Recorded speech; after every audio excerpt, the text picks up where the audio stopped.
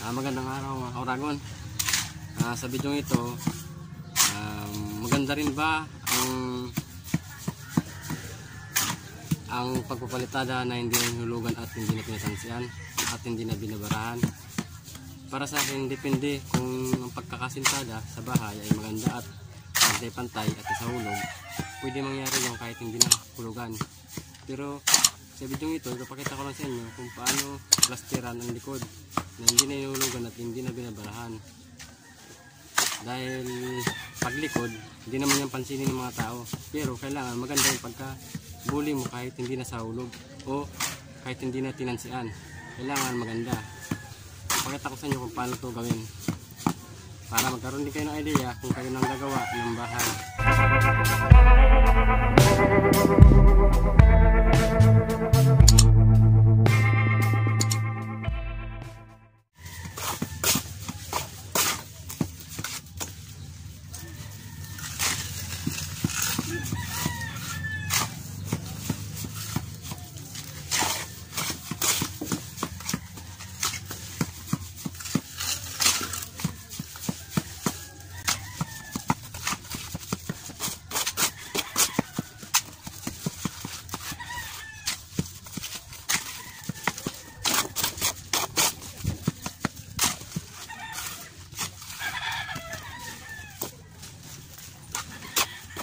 Pag nagpahid kayo, manipis na manipis lang, makapal. Kailangan yung hagod nyo tama lang na pwede nyo buluhin at hindi na barahin. Yun ang mga sekreto ng mga tinatawag na kiskis pahid. Huwag nyong tapalan ng tapalan dahil pag tinapal nyo tinapal, malaki yung bilog nun. Kailangan manipis lang, hagod lang ng hagod.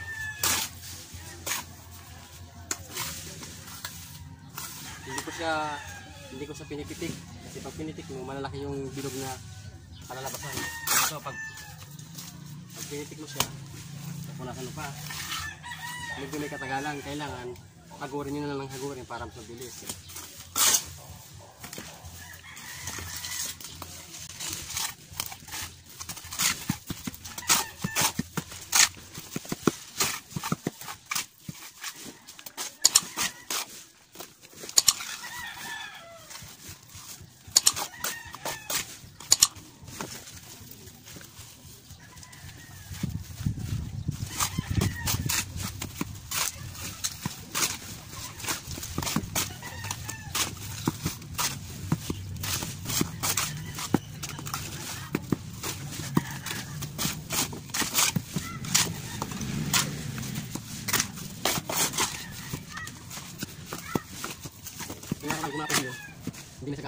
Hindi ko na sa ganong ng mga bukol-bukol kasi yung mga bukol-bukol agad ko lang ng bukol-bukol pantay na.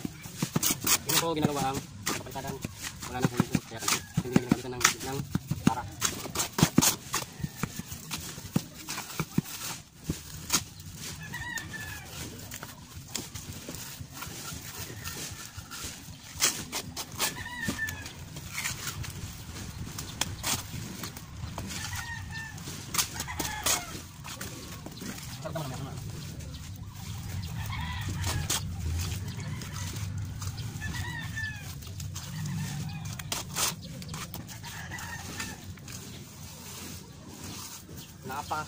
Napakabilis na po gawin. Hindi ka na magpipitik dahil pag panay-pitik ka, nakakangawit sa kamay, nakakangawit. Ito, hagod ka lang hagod, makikita mo, saglit lang.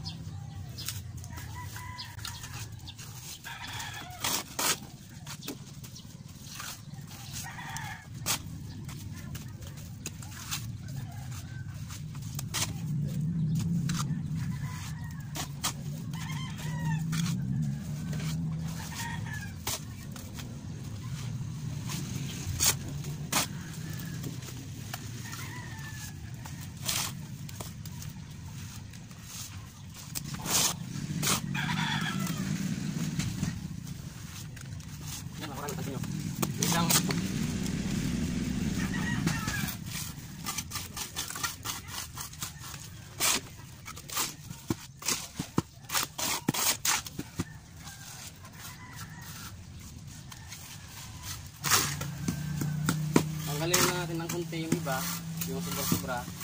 Tagurin natin ng ganito para maging pantay siya. Ayan. Tapos, pwede nyo na buliin. Pwede nyo na siyang buliin dahil pantay naman. Kailangan bago nyo buliin, pakain muna ng tubig.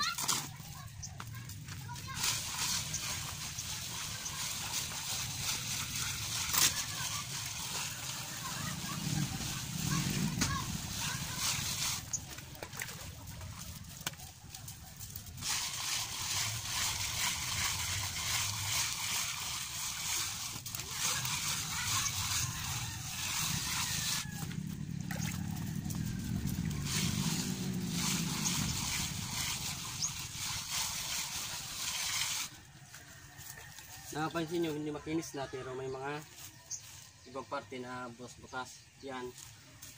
Madali na lang yan dahil tatapalan na natin ng konti. Tapos buli na lang.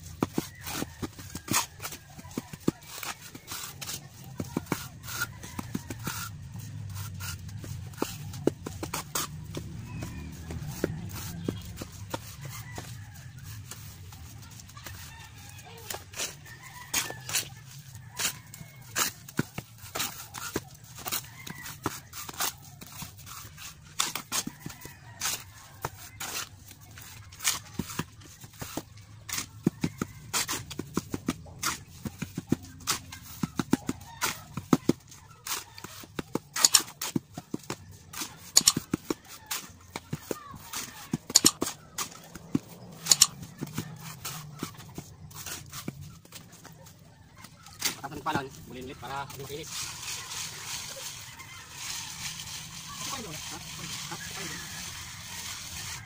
Kung napansin nyo, yung mga butas-butas kanina, magkampi siyang mawawala.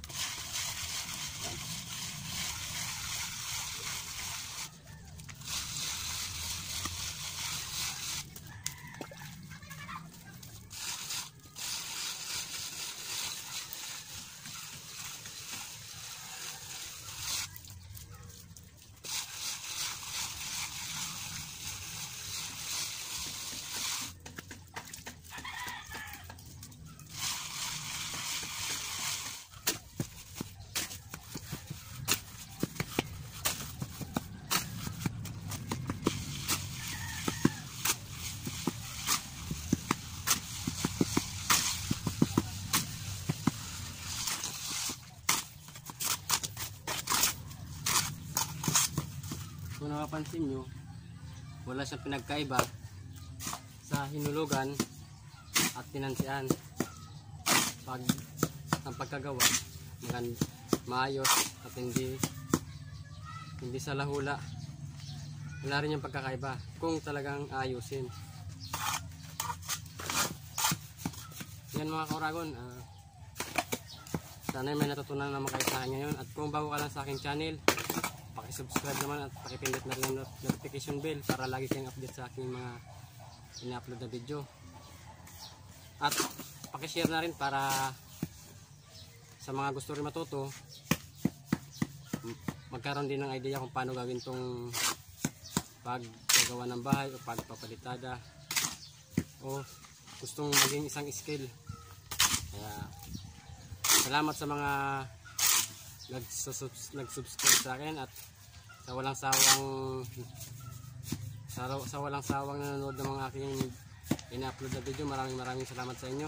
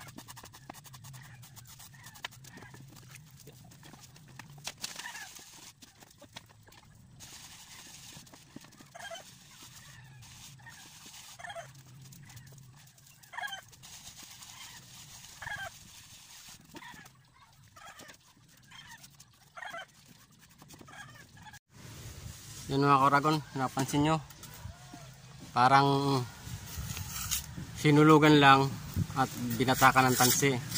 Pagkakaiba. Ayan. Basta ayusin lang ang pagbubuli, di maalata yan na hindi na hinulugan at binara. Ayan, itsura ito, hindi pa ito na rodela kasi sobrang lamgam. Ayan, sobrang lamgam dyan. Sakit na ng aking pa. Ayan, kung napansin nyo, walang pagkakaiba siya sa mga binabatakan ng tansi.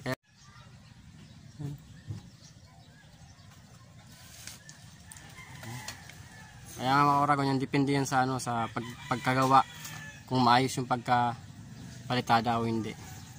Sa mason na lang yan nagdidepende kung talagang ano talaga siya, certified na mason, kahit dinahulugan pwede. Pero para sa akin, pagdating sa loob ng bahay, hinuhulugan ko para sigurado tayong walang palya ang ating gagawin na palitada. Yun lang masabi ko sa mga kapwa ko.